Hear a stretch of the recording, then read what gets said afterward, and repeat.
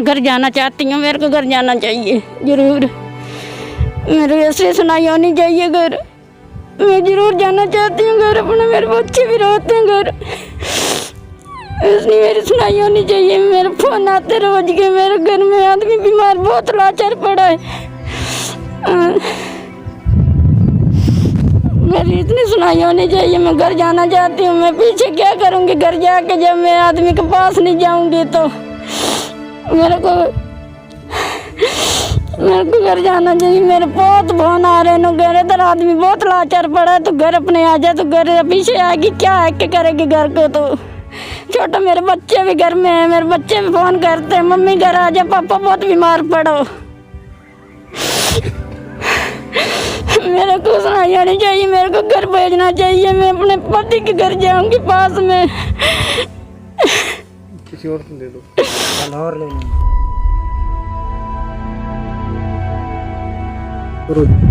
हमारे घर में बच्चे बहुत छोटे छोटे हैं, एक 10 साल का, एक 7 साल का। हमारे बच्चे जब भी फ़ोन करते हैं तो रोने लग जाते हैं, कह रहे हैं मम्मी पापा जल्दी से जल्द आ जाओ, हमें खाना नहीं बनाना आता है। तो हम भूखे भी, एक टाइम भूखे भी हम रह के सो जाते हैं। तो जब इतना वो कहते हैं ना हम भूखे सो जाते हैं, तो हमारे दिल में बहुत लगती है, हमारे घर में बच्चे भूखे सोए पड़े हैं, ऐसी हमारे में इतना आ गई है। तो हम सरकार से खाना वाना कुछ नहीं मांगते, हमें तो बस हमारे बच्चे के पास हमें चले जाएं, इतना ही बहुत है हमें। जब भी फ़ोन बच्चे करते हैं, कह रहे मम्मी पापा, बच्चे उससे बात भी नहीं, पहली बात तो होती है, रोने लग जाते हैं पहले ही बच्चे जब भी फ़ोन करते हैं। तो फ़ोन तो हम कर 2-3 बार 4 बार दिन में करते रहते हैं, बेटा क्या हाल है, बेटा तुम ठीक हो। कह रहे मम्मी पापा हम तो बात भी नहीं करेंगे तुम्हारे से, जब तुम घर आओगे तब बात करेंगे, हमें से खाना नहीं बनाना आता है। बड़ा बेटा है वो थोड़ा बहुत कर लेता है और उससे भी इतना नहीं आता खाना बनाना, फिर भी हम क्या पेट मारे गए, घर में भी नहीं है कुछ, इसलिए तो हम आए हैं कमाने के लिए। थोड़ा बहुत पैसा था उनको भेज दिया है, और आगे उनका पास भी नहीं पैसा, हमारे पास भी नहीं हैगा, हम क्या भेजेंगे बच्चों के पास। इतना हम घर में चले जाएंगे तो बच्चों के पास होंगे, हम भूखे भी रहेंगे तो सही रहेंगे, बच्चों के पास तो होंगे ना। हमें तो इतना है, हमें सरकार जल्द से जल्द हमें घर पहुँचाए। मेरा नाम परमजीत है, हम ज़िला बिजनौर के हैं, जाना चाहते अपने घर। मम्मी पापा रोते हैं, फ़ोन करते हैं तो जल्दी आ जाओ घर। मैं भैया और भाभी के पास आई थी, ताऊ का लड़का मेरा, उसके साथ आई थी मैं। और दिक्कत बहुत है यहाँ, हम सरसों काटने आए थे हम, अब गेहूँ काटी गई तो हम घर जाना चाहते हैं। हम 1 महीना से ऊपर हो गया, अब तो कहते वेले बैठे हो काम से, हम घर जाना चाहते हैं। गरीबा का कोई नहीं सुन रहा हमारी, हम जाना चाहते हैं घर। सब कुछ करवा लिया हमने, कभी प्रधान को फ़ोन लगाते हैं, कहते हैं अभी नहीं, अब तो कहते हैं झुप्पी फ़ोन फिर बिजनौर ज़िला में लगाओ, कहते हैं सभी पास फ़ोन लगाते हैं भैया, कुछ नहीं सुनाई होती हमारी।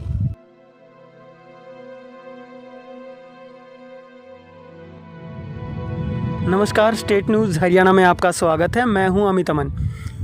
अभी हम डहीना ब्लॉक के पास में पहुंचे हैं, जो कि रेवाड़ी डिस्ट्रिक्ट के अंदर ही पड़ता है, और यहाँ ये गांव है लुहाना, इसके अंदर हम पहुंचे। और यहाँ आप देख सकते हैं कि ये मज़दूर जो कि यहाँ पे काम करने के लिए आए हुए थे, प्रवासी मज़दूरों का अगर मैं बात करूँ तो वो ये मज़दूर हैं, और अब ये अपने घर जाना चाहते हैं। इन्होंने बताया है कि इनकी संख्या लगभग 300 के आसपास है।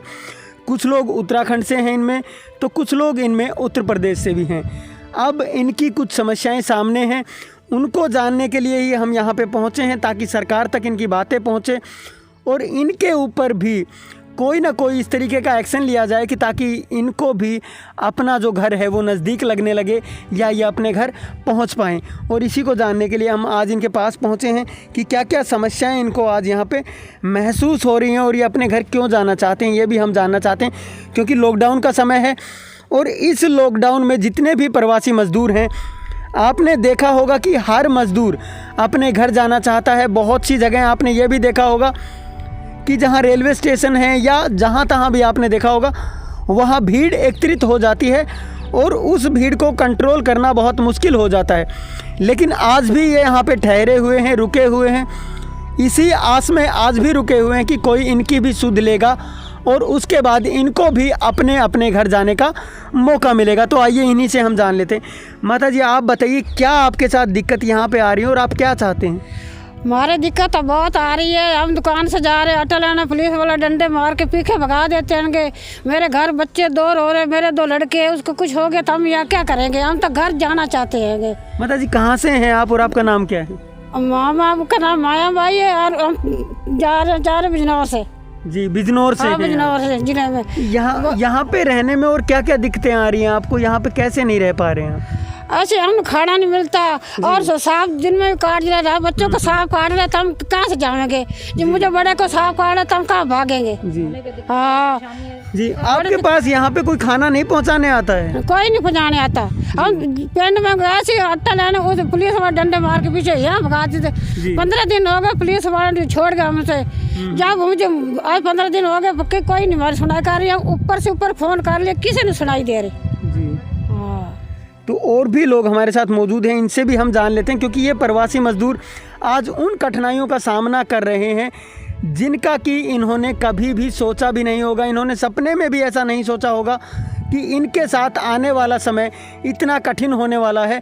अब हम इनसे और कुछ जान लेते हैं। जी बताइए, आपको क्या प्रॉब्लम यहाँ पे, क्या दिक्कत आपको यहाँ पे सामने आ रही है? ये दिक्कत है सोने बहने की बहुत मुश्किल हमारा है और हम उत्तराखंड के रहने वाले हैं और घर जाना चाहते हैं। हमारे घर भी बच्चे हैं, घर में परेशान है बच्चे, उसका दादी दादा नहीं है बालकों का, बच्चों का, तो हम बच्चों का घर जाना चाहते हैं। जहाँ भी सांप आ जाते हैं, हमारे पास बेटी है छोटी, तो रहने के लिए कोई नहीं है, परेशानी बहुत है ज़्यादा, इसलिए हम घर तो जितना जल्द हो सकता है घर पहुँचाए हमें। जी। हमारे बच्चे घर में रो रहे हैं। अच्छा, तो पहले मैंने इनसे भी पूछा था, क्या यहाँ पे कोई भी नहीं आता आपको खाना वाना देने के लिए, या सरकार की तरफ से कोई भी आपको सुविधा यहाँ पे नहीं मिल पा रही? नहीं मिली सुविधा, कोई सरकार ने कोई नहीं सुविधा मिली। हम तो कहते जाने, पहले हम 15 दिन पहले जा चुके थे, रास्ते में उन्होंने पुलिस वाले ने भगा दिया, घर में छोड़ गए। फिर जहाँ भी नहीं छोड़ने, गाँव में छोड़ा उन्होंने। तो हम ये जाते हैं, ना तो हमारे रहने की कुछ जगह है, सोने की जगह है, देख लो कैसी जगह है, और हम तो घर जाना चाहते हैं। बस घर हम तो जितना जल्द से जल्द हो सकता है घर पहुँचाए। अच्छा, पंजीकरण के लिए भी यहाँ पे आपका जो ट्रेन वगैरह का टिकट बनना था, उसके लिए भी कोई यहाँ पे नहीं पहुँचा? जहाँ में नहीं पहुँचा, हमने वहाँ करवा के आए थे। जी हाँ, खुद जाना पड़ा। और हमारे लोग के पास में कल कुछ सामान लेने गए राशन, तो पुलिस वाले ने बाद में घर में पहुँचा दिया, कह रहा घर जाओ। जी। तो कितनी देर हम झेलते रहेंगे? हम तो 1 महीना हो गया, कह रहे आज नहीं कल को तुम्हारा नंबर लग जाएगा। अभी तक तो कोई नंबर नहीं लगा। जी। कब गए थे आप पंजीकरण करवाने के लिए, और अभी तक क्या उनका कोई रिप्लाई आपके पास आया, कोई जवाब आया? 10 दिन आज हो गए, तो अभी उनका कोई रिजल्ट नहीं मिला। कोई तो कह रहे कल आ जाएगी, बस परसों आ जाएगी। प्रधान के पास जाते हैं तो कहा कि 1 आध दिन में तुम्हारा नंबर लग जाएगा, 1 आध दिन में नंबर लग जाएगा। अभी तक तो नंबर कोई मिला नहीं हमें भी जाने का। जी बताइए। हाँ, तो इतनी बहुत सांप आ जाते हैं। मेरी छोटी बच्ची से को काट ले, घर में बच्चों को कुछ हो जाए, हमारा कौन है? बच्चों के साथ तो हमें, बच्चों को सहारा तो हमें है, अकेला थोड़ा रह सकते हैं हम। घर में बच्चे हैं, बहुत परेशान है, घर में बच्चे हैं, रोज फोन करके कहते हैं मम्मी पापा घर हो मम्मी पापा। अच्छा, गांव के जो प्रधान हैं आपके, आपने अभी बताया उनका नाम लिया, क्या उनकी तरफ से कोई भी सुविधा नहीं हो रही, या उनको आपने कभी बताया कि हमें यहाँ खाने की दिक्कत हो रही है, तो उन्होंने कभी, या कोई सामाजिक संस्था यहाँ पे आई हो, ऐसा कुछ हुआ? बताया हमने, कह रहे हैं हमारे पास पैसा नहीं है, जितने दिन 10 के दिन सारा गेहूँ काटा है, उसका पैसा इतना बना नहीं है, और 1 महीना हो गया खाली बैठे वो 10 दिन का काम, थोड़ा बहुत पैसा बना वो तो सारा खा ले, कुछ बालकों को घर में भेज दिया। तो आगे नहीं है ना हमारे पास, तो ना ही पैसा है, ना ही कोई राशन, कहाँ से राशन लाके? पैसे से ही राशन मिलता है ना। है तो प्रधान ने तो कोई बात नहीं सुनी राशन के लिए। हम तो कह रहे हमारे को राशन ही मिल जाता, राशन भी नहीं मिला, और घर पहुँचाने की भी कोई सुविधा नहीं हो रही। और भी लोग हमारे साथ मौजूद हैं, इनसे भी हम जान लेते हैं। जी आप बताइए, आप कहाँ से हैं और आप क्या चाहते हैं? अभी तक सरकार ने कोई मदद की, उत्तराखंड, या फिर यहाँ आसपास के, अगर हम प्रधान की बात करें तो उन्होंने कोई मदद की हो अभी तक? जी, यहाँ पे प्रधान ने कोई मदद नहीं की। मैं उत्तराखंड उधम सिंह नगर का रहने वाला हूँ जी। तकरीबन 1 महीने से हम यहाँ पे खाली हैं, और यहाँ पे ना तो हमें राशन पहुँचाने के लिए कोई मतलब गाँव वाला आता है, ना कोई ऐसी संस्था जो है जो राशन पहुँचा रही है। यहाँ पे हमारी कोई आवाज़ सुनने वाला है ही नहीं। तो हम बहुत जल्द चाह रहे हैं कि हमें घर पहुँचाया जाए। बहुत मुश्किल का सामना कर रहे हैं साहब, इधर थोड़ा ध्यान मार लीजिए, हमें यहाँ पे सोना पड़ता है जी। कोई यहाँ पे ऐसी व्यवस्था नहीं है जी। ये जो गट्टे की जो पल्ली बनाई हुई है उस पर हम सोते हैं जी। और कई बार तो ऐसे होता है कि एक टाइम भूखा सो जाते हैं। क्या करें जब यहाँ हमारे पास पैसे ही ख़त्म हो गए। कल हमारे कुछ आदमी कुछ यहाँ से पैसे मतलब पड़ोस में से लेके गए उधार जी कि राशन लेके आए, वो भी पुलिस वालों ने पीछे भगा दिया, राशन लेने नहीं दिया। जी तो साहब हम कहाँ जाएं? हम तो ये चाहते हैं कि हमें बहुत जल्दी उत्तराखंड हमारे राज्य में पहुँचाया जाए, और सरकार से मैं यही दरख्वास्त करता हूँ कि जल्द से जल्द हमारी समस्या का समाधान किया जाए, और बहुत अति कृपा होगी आपकी। अच्छा, यहाँ आप लोग कितनी संख्या में, कितने हैं आप लोग यहाँ? यहाँ पे लगभग हम 250-300 लोग हैं जी, जो मतलब आसपास के क्षेत्रों में फैले हुए हैं। मतलब कोई कई जगह पे कोई 20 लोग हैं, कि कई जगह पे 25 लोग हैं, कई जगह पे 40 लोग हैं, लेकिन किसी को ऐसी सुविधा नहीं मिल पा रही। अच्छा, आपकी उनसे बात हुई है? उनसे जानने की कोशिश की कहीं वो चले गए हों या आप रह गए हों, ऐसी कोई स्थिति? उनमें से कुछ ऐसे, हम 300 की गिनती में लोग थे, जिसमें से 20 से 25 लोग जो पैदल चले गए। अच्छा जी। उनको भी वहाँ पे रास्ते में पुलिस ने रोक लिया, लेकिन उनको तो पहुंचा दिया है उनके स्थान पे, लेकिन हमें पहुंचाने वाला कोई नहीं है। क्योंकि यहाँ पे हम किसी को फ़ोन करते हैं, गांव के प्रधान को फ़ोन करते हैं, सरपंच को, तो वो कहता है कि कल इंतज़ाम हो जाएगा। साहब हम कब तक इस चीज़ को झेलें? हम आज नहीं कल नहीं परसों ऐसे चल रहा है। और जो सरकार ने, जो रेवाड़ी सरकार ने जो 1950 जो नंबर, हेल्पलाइन नंबर जारी किया है, उस पर हमने फ़ोन किया तो उन्होंने कहा कि पंजीकरण कराया, तो हमने बताया कि पंजीकरण करा दिया है, आपका कल नंबर लग जाएगा। साहब हमें सुनते सुनते 10 दिन हो गए कि कल नंबर लग जाएगा। मेरे देखो छोटी बच्ची है, तकरीबन 5 साल की है, इससे बड़ा मेरा 7 साल का लड़का है। बताओ 7 साल का लड़का और 10 साल का लड़का रह सकता है माँ बाप के बिना? नहीं रह पाएगा। तो हमें बहुत जल्दी घर जाना चाहिए। तो यहाँ पे भी आपके पास ना कोई सामाजिक संगठन आया है और ना ही कोई ऐसे तरीके के लोग आए हैं इनके पास कि जो इनको खाना तक मुहैया करवा पाएँ। और भी लोग हैं, इनसे भी हम जान लेते हैं। जी, आप बताइए क्या क्या दिक्कतें सामने आ रही हैं और आप क्या चाहते हैं? कि हम चाहते हैं कि हम जल्द से जल्द घर पहुँचें। जी, यहाँ हमें दिक्कत सोने की, यहाँ खेत जूते पड़े हैं और जूते खेत के सामने हमें सोना पड़ता है। रात को तेज़ हवा चलती है और जो मिट्टी धूल वो हमारे ऊपर आती है। मच्छरदानी भी हमें देख लो, ये डंडे गड़े पड़े हैं, इनके सहारे में लगानी पड़ती है। ईंटें पड़ी हैं, रात को नीचे सांप गुजरते हैं, हवा चलती है, आंधी आती है, बहुत दिक्कत आ रही है।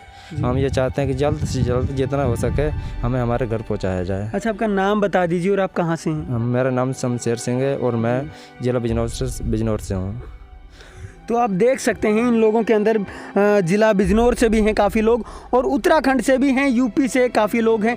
लगभग 300 की इन्होंने अपनी जो तादाद है वो बताई है कि 300 की संख्या में लगभग ये लोग यहाँ पे हैं। अब मैं आपको दिखाना चाहूँगा कि किस स्थिति में ये लोग यहाँ पे रहते हैं। आप देख सकते हैं इनके जो यहाँ पे एक इन्होंने छोटा मोटा जो भी टेंट लगाया होगा अपना सोने के लिए, उसकी स्थिति ये है। जब हवा चलती है तो ये उड़ जाता है, और उसके बाद में जो नीचे बचता है वो शेष आपके पास यहाँ पे दिखाई आपको दे रहा है। और इतने लोग यहाँ पे लगभग ये 25 से 30 की संख्या में होंगे।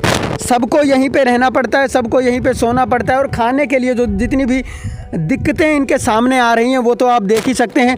जो साफ साफ इन्होंने बताया कि यहाँ पे जो इनकी सिचुएशन बनी हुई है वो आप देखें एक बार। ये इतनी संख्या में लोग हैं, मैं आपको दिखाना चाहता हूँ, आप देख सकते हैं। और इन सभी का कहना है कि इनको जल्दी से जल्दी अपने घर भेजा जाए। इनके जो और भी हालात हैं वो मैं आपको दिखाना चाहता हूँ। अपने सहयोगी से कहूँगा वो मेरे साथ आएँ और आपको इनके जो हालात हैं इस कुएँ के ऊपर वो आपको दिखाने की कोशिश करते हैं कि यहाँ पे क्या हालात इनके बने हुए हैं, या जो स्थिति है यहाँ की वो हम उससे आपको रूबरू कराना चाहते हैं। आप देख सकते हैं इतने लोग यहाँ पे रहते हैं, और यहाँ सिर्फ ये 2 छोटे छोटे कमरे हैं, इनके अंदर ये लोग रहते हैं। आप यहाँ की स्थिति देख सकते हैं। मैं अपने सहयोगी कहूँगा थोड़ा आगे आएँ आपको, और यहाँ की जो स्थिति है वो आपको ये दिखाएं। आप देख सकते हैं ऊपर से जो टीन है वो उखड़ी हुई हैं और उड़ी हुई हैं यहाँ से कुछ टीनें, और नीचे की तरफ भी आप देख सकते हैं क्या माहौल यहाँ पे है।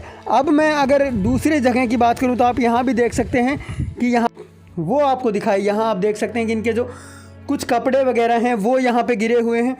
और मैं आपको एक चीज़ से रूबरू यहाँ पे यही करवाना चाहता हूँ कि 2 छोटे छोटे कमरे इनके यहाँ पे मौजूद हैं, और उसके अलावा 25 से 30 लोग ये जो मौजूद हैं ये यहीं पे रहते हैं इन्हीं 2 छोटे छोटे कमरों में। और बाकी अगर यहाँ पे बारिश वगैरह के जो हालात हैं वो पैदा होते हैं तो इनको जो ये छोटे मोटे जो अपने टेंट बनाते हैं उनको भी यहाँ से हटा के अंदर की तरफ भागना पड़ता है। तो यहाँ पे कितने लोग ये रह सकते हैं, कितने लोग सो सकते हैं, वो एक आपके लिए भी समझने वाली चीज़ है।